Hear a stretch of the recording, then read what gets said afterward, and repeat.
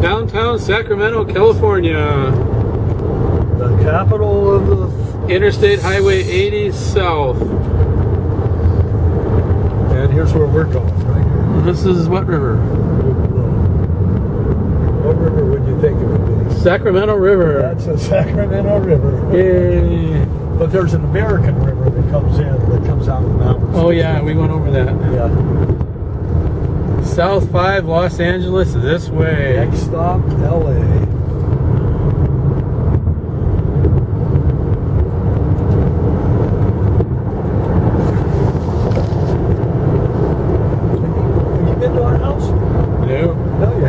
We live in the burbs, but we're only 6 minutes from the capital. So about the same as we were in Madison. The only difference is we have this freeway, but look at this freeway. The whole length, you can't see a single building. And you usually get stuffed up? Not at all. No, not this one. And, well, at 5 to 6, this little piece here for about a mile. And then Pat had that accident on me going home. But otherwise, it pretty much is like this, 80 miles an hour. But it's such a beautiful freeway. I mean, it's really, the vegetation is wonderful. Here's the bike path right up on top here to the right. And a railroad track, that's where we bike.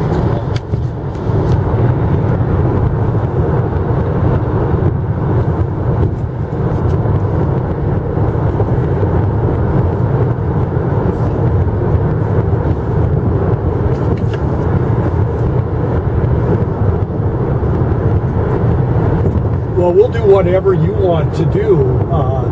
I just threw in the kayaking so we can get some exercise, but if you want to travel around and see things, we can do that. Tomorrow, we sort of told our friend Ingrid that we were going to come up to the mountains to see her.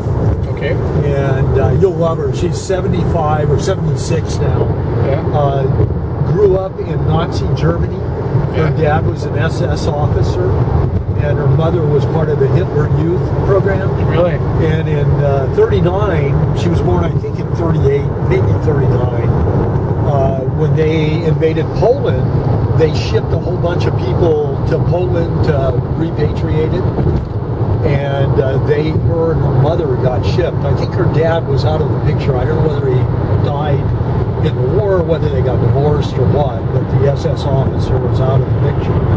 And so she and her mother got sent to Poland, and her mother, I think, ran like a school for Hitler Youth.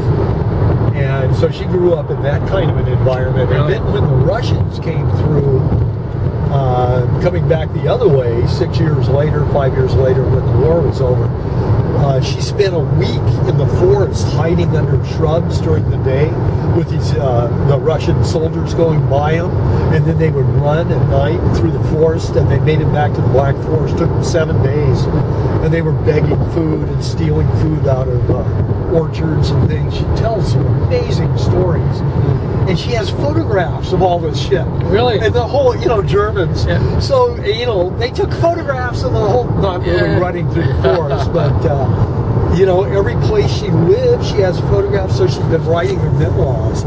And she read The Third Reich last year, and came by, and she had these stories. Wow, I had no idea, because I grew up in Germany, what that war was about, and seeing it from a different perspective. But she remembers standing, when she was 2 and 3 years old, having to stand for parades with the hand out. Yeah. Say they weren't at all fascist. Nobody in her family was fascist, but they had no choice. And, and it turns out her mother was a lesbian, which may have had some reason the SS officer was not around anymore. So she had a really interesting upbringing, and eventually married a professor from America. She got a degree. She really learned English well. So I think when she was like 20, she married this professor, came back to America, came over to America, ditched him within a couple of years, and got a couple of degrees, and was a city planner and county planner, making $500,000 a year. She's an amazing woman, just full out German bomb beautiful blonde hair, big fucking tits, you know. Now she's fat and had cancer last year, so her body, she's really pissed. She's just kind of angry because she had this cancer and had a operation, and then they had to go back in about 2 months ago and fix some hernias, and she's still recovering, can't drive much. So we keep trying to go up and keep her in fairly good spirits. The year before she got the cancer, she spent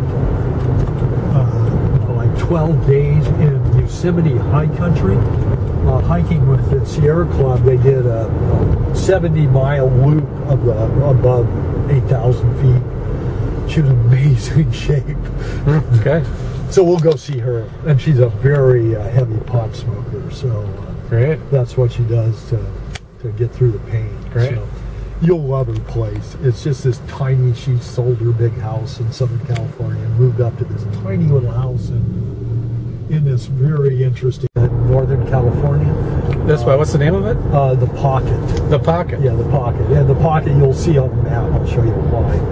Havensdale Drive. But it's completely undergrounded utilities and these huge, stupid roads that are about twice the size they need to be. We're on Florin Road. Florin Roads, right? Is there a highway number? No, just Florin. It's just the local, the main drag. So here's your river over here. Yeah, we have 2 canals. We have actually probably 4 or 5 miles of canals in the community. That's the drainage. And then we've got 4 or 5 miles of green belt, very much like the Davis Green Belt, bike paths through it, walking paths. We still live across the street from a what high school is it? High school. This is the 3rd largest high school. What's the name of it? Kennedy. Kennedy High School. JFK. JFK High School.